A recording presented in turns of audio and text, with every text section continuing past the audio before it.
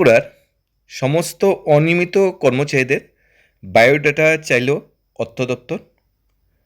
প্রত্যেকটা দপ্তরের ডিডিওকে নির্দেশ দেওয়া হয়েছে, প্রত্যেকটা ডিভিশন বা এরিয়ার ডিডিওকে নির্দেশ দেওয়া হয়েছে ওই ডিভিশন বা ওই এরিয়ার অধীনে বা ওই ডিস্ট্রিক্টের অধীনে যে সমস্ত অনিয়মিত চুক্তিবদ্ধ কর্মচারীরা কাজ করে তাদের তথ্য সরবরাহ করতে, তাদের ডেট অফ জয়নিং, কিসের ভিত্তিতে তারা চাকরি পেয়েছে, বর্তমান সময়ে কত বছর ধরে চাকরি করছে, details A to Z documentation সহকারে তথ্য দেওয়ার জন্য অর্থ দপ্তরকে চিঠি বেরিয়েছে বা মেমোরেন্ডাম বেরিয়েছে।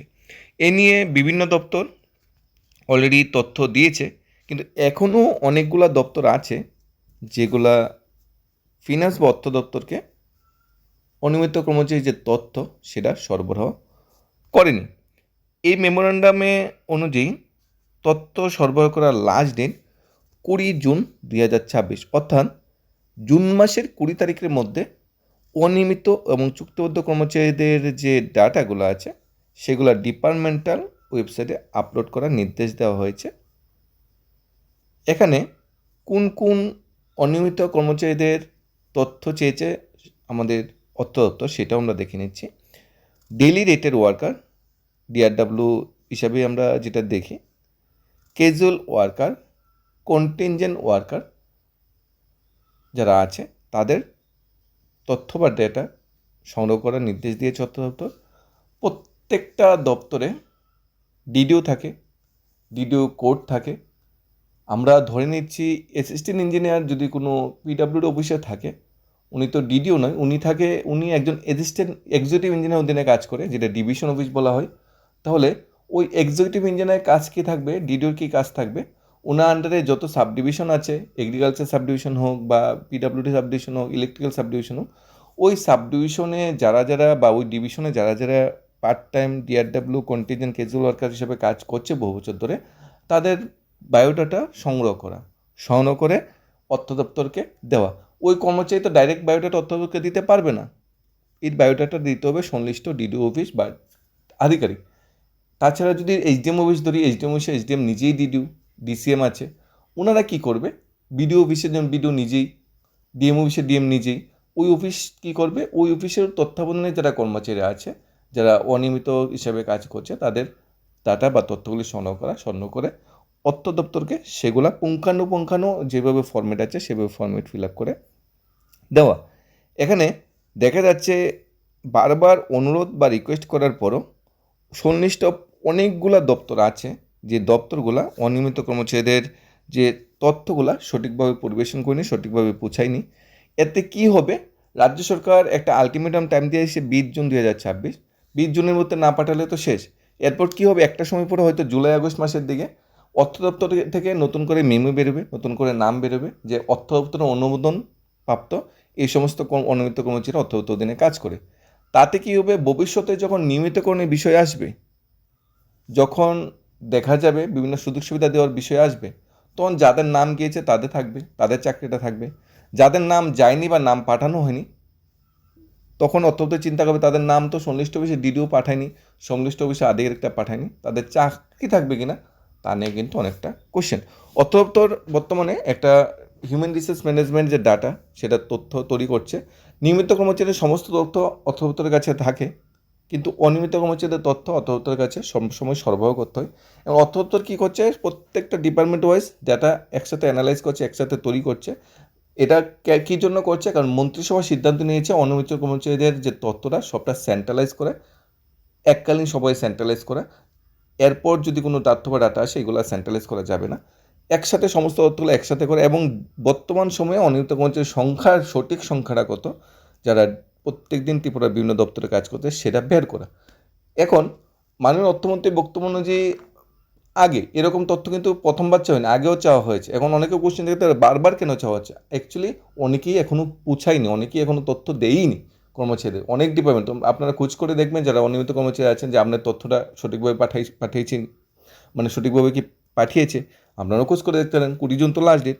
এখানে যে মেমোরেন্ডামটা ইস্যু করা হয়েছিল লাস্ট, সেটা হয়েছিল 2253 29/5/2026। আর যে মেমোরেন্ডাম বলে তথ্য চাওয়া হচ্ছে সেটা ইস্যু করা হয়েছিল 28/4/2026, অর্থাৎ 2 মাস 3 মাস পেরিয়ে যাচ্ছে, এখনও অনেক দপ্তর তথ্য সঠিকভাবে পৌঁছায়নি। অবশ্যই কোনো গাফিলতি আছে, কোনো ত্রুটি আছে। নোটিফিকেশন কেউ পায়নি সেটা বললে তো ভুল। নোটিফিকেশন সবার কাছে গিয়েছে। 27 তারিখ বেরিয়েছে, হয়তো 5 তারিখ 6 তারিখ অত জুন মাসে গিয়েছে, সবার কাছে নোটিফিকেশন গিয়েছে। কিন্তু এখনও যারা তথ্য সরবরাহ করেনি তাদের কিন্তু 20 জনের মধ্যে দিতেই হবে। এটাই লাস্ট ডেট। আপনারা অবশ্যই যোগাযোগ করে নেবেন যে আপনার যে জিনিসটা চাওয়া হয়েছে, যে তথ্যটা চাওয়া হয়েছে, সেই তথ্যটা আপনার ডিটেলসটা আদৌ কি অর্থ দপ্তরে পাঠিয়েছে কিনা। মাননীয় অর্থমন্ত্রী বিধানসভায় একটা তথ্য বা একটা টার্মস কন্ডিশন যেটা শেয়ার করেছিল, সেখানে বলা হয়েছিল 2000-এর কাছাকাছি ত্রিপুরা অনিয়মিত কর্মচারীর তথ্য তারা পেয়েছে, যাদের নিয়মিতকরণের প্রসেস সরকার শুরু করবে, সমস্ত কিন্তু পুঙ্খানুপুঙ্খানু বিচার করে। এখন দেখার বিষয়, ত্রিপুরাতে যদি 20,000 অনিয়মিত কর্মচারী হয়, মাত্র 2000 ডাটা গিয়েছে। এটা আজকে না, এটা 6-7 মাস আগের ঘটনা। এরপর যখন অর্থমন্ত্রী বা মন্ত্রিসভা বুঝতে পারে যে সমস্ত অনিয়মিত কর্মচারীদের ডাটা ঠিকঠাকভাবে পৌঁছায়নি, এখনও প্রচুর অনিয়মিত কর্মচারী আছে যারা নাম লিস্ট এখনও পৌঁছায়নি, তখন অর্থ দপ্তর থেকে মন্ত্রিসভার সিদ্ধান্ত মূলে আরেকটু সময় দেওয়া হয় সমস্ত ডিডিওকে, কারণ সমস্ত ডিডিও অফিসে কাজ থাকে, কাজের ফাঁকে এই কাজটা করার জন্য, এই সুযোগটা অনিয়মিত কর্মচারীদের দেওয়ার জন্য। এরপরও দেখা গিয়েছে বারবার চাওয়ার পরও যখন 22 তারিখ, মানে 28 এপ্রিল পর্যন্ত ছিল, তারপর 22 মে পর্যন্ত বাড়িয়েছে অর্থ দপ্তর, 22 মের মধ্যে সমস্ত তথ্য পৌঁছানোর কথা বলা হয়েছে। এরপরও দেখা গেছে as mini department and yet two B upload, এরপরও দেখা গেছে বিভিন্ন মিনি ডিপার্টমেন্ট পোর্টালে এখনও তথ্য আপলোড করেনি, তাই বাড়িয়ে 20 জুন করা হয়েছে। 20 জুন করা হয়েছে, অর্থাৎ সরকার চাইছে অনিয়মিত কর্মচারীদের তথ্য নিয়ে তাদের ভবিষ্যতের জন্য কিছু একটা সিদ্ধান্ত নেওয়া, কিন্তু সংশ্লিষ্ট দপ্তর বা আধিকারিকরা অনিয়মিত কর্মচারীর তথ্য ঠিকঠাক পৌঁছেনি। এর মধ্যে অনেকটা রিজন থাকতে পারে, যে ওয়েবসাইটটা দেওয়া হয়েছে আপলোড করার জন্য সেখানে ঠিকঠাক লগ ইন আইডি বা পাসওয়ার্ড করা যাচ্ছে না। অনেকে তথ্য না আপলোড করতে পারছে না, তাই অফলাইনে পাঠাচ্ছে, অফলাইনে যে তথ্যটা পাচ্ছে সেটা আবার অ্যাকসেপ্ট করা হচ্ছে না। মানে অনেকগুলি রিজন, অনেকগুলি কারণ থাকতে পারে। তবে সবার যারা ডেলিগেটেড ওয়ার্কার, ক্যাজুয়াল বা কন্টিনজেন্ট ওয়ার্কার যারা ত্রিপুরায় কাজ করছে, সবার দায়িত্ব কর্তব্য অফিসে গিয়ে যোগাযোগ করে জানার যে আমার তথ্যটা ফিনান্স দপ্তরে পাঠানো হয়েছে কিনা, যদি কোনো পাঠানো হয় তো কোনো রিসিপ্ট কিছু পাওয়া যাবে কিনা, বা আমার জন্য কিছু করা হয়েছে কিনা। রিকোয়েস্ট আকারে করা, অনুরোধ আকারে করা যেতে পারে আমাদের ফিউচারের জন্য, যে আমি 15-20 বছর ধরে স্যার কাজ করছি, এখন তো অর্থ দপ্তর থেকে আমাদের জন্য ভবিষ্যতের জন্য কিছু একটা সিদ্ধান্ত নিচ্ছে। অর্থ দপ্তর একটা মেমোরেন্ডাম বেরিয়েছে যেখানে বলা হচ্ছে যে 20 জুনের মধ্যে আমাদের যারা অনিয়মিত কর্মচারী আমরা কাজ করি তাদের রেকর্ডগুলি পাঠানোর, কিন্তু আমার তো বায়োডাটা নেওয়া হয়নি বা আমার রেকর্ডটা কি পাঠানো হয়েছে সে বিষয়ে কোনো আপডেট আছে কি না, সেটা অবশ্যই আপনাদের দায়িত্ব কর্তব্য জানান। আশা করছি সমস্ত ডিডিওরা 20 জনের মধ্যে সমস্ত যে তথ্য বা ডাটা চাওয়া হয়েছে সবাই পাঠিয়ে দেবে। ত্রিপুরা ডিডিও তো আর 1-2 জন না, 1000 প্লাস ডিডিও আছে ত্রিপুরাতে, তাই সমস্ত ডিপার্টমেন্টেই ডিডিও আছে, সমস্ত ডিপার্টমেন্টে ডিস্ট্রিক্ট ওয়াইজ ডিডিও আছে, এডুকেশন ডিপার্টমেন্টেও ডিডিও আছে, ডিস্ট্রিক্ট ইন্সপেক্টর স্কুল, অনেকগুলো স্কুলের হেডমাস্টার্স হয়, অনেকগুলো স্কুলের ডিডিও হয়, পিডাব্লিউ ডিপার্টমেন্টের জেলা ভিত্তিক ডিডিও আছে, ডিভিশন ভিত্তিক ডিডিও, সাব ডিভিশন ভিত্তিক ডিডিও আছে, তারপরে আমাদের এডুকেশন ডিপার্টমেন্ট আছে, আমাদের হেলথ ডিপার্টমেন্ট আছে। প্রত্যেকটা ডিপার্টমেন্টে তো অনিয়মিত কর্মচারী কাজ করে, তাই প্রত্যেকটা ডিপার্টমেন্টের ডিডিও বলতে এখানে ডুইং রিজার্ভেশন অফিসার, যেই অফিস থেকে আমাদের বেতন হয়, যে অফিস থেকে আমাদের বেতন বা স্যালারি বানানো হয়, সাব ডিভিশন অফিস থেকে বানানো হয়, ম্যাক্সিমাম ডিভিশন অফিসগুলো বা বিডিও এসডিও অফিস থেকে স্যালারি বা বেতন বানানো হয়, ওই অফিস থেকে যোগাযোগ করে জানা তথ্য এই ডাটাটা সরবরাহ করবে। ওই অফিসে যে বড়রা থাকে তারা এই ডাটাটা তৈরি করবে, বা অ্যাকাউন্ট সেকশন যারা থাকে তারা ডাটাটা তৈরি করে আমাদের যে অর্থ দপ্তর আছে, অর্থ দপ্তরকে সেটা প্রোভাইড করবে। এবং অর্থ দপ্তর সমস্ত ডাটাগুলি ত্রিপুরা যা আছে সবগুলি একসাথে করবে, একসাথে করে জয়েনিং ডেট থেকে শুরু করে ন্যাচারাল থেকে শুরু করে একটা সামটাম একটা সিনিয়রিটি লিস্ট তো তৈরি করার চেষ্টা করবে। এবং সিনিয়রিটি লিস্ট অনুযায়ী হয়তো প্রথম সারিতে যারা আছে তাদের নিয়মিত কোনো বিষয়টা আগে আসবে, পরের সারিতে যারা আসে তারা নিয়মিত কোনো বিষয়টা পরে যাবে। যদি তোমার ডাটা নাই যায়, আপনার ডাটা নাই যায়, তো নিয়মিত কোনো বিষয় আসছেই না। এরপরও কোশ্চেন জায়গায় আসতো কি সরকার নিয়মিতকরণ করবে? আমার উত্তর হলো ধরে নিলাম নিয়মিতকরণ করবে না, কিন্তু আমার নামটা তো অর্থ দপ্তরে লেখা থাকুক। আমার নামটা অর্থ দপ্তরে, আমি যদি আমার নামটা নাই যাই তো অর্থ দপ্তরে আমার নামটা থাকবেই না, ভবিষ্যতে কোনো সুযোগ সুবিধা হলে আমি পাবোই না।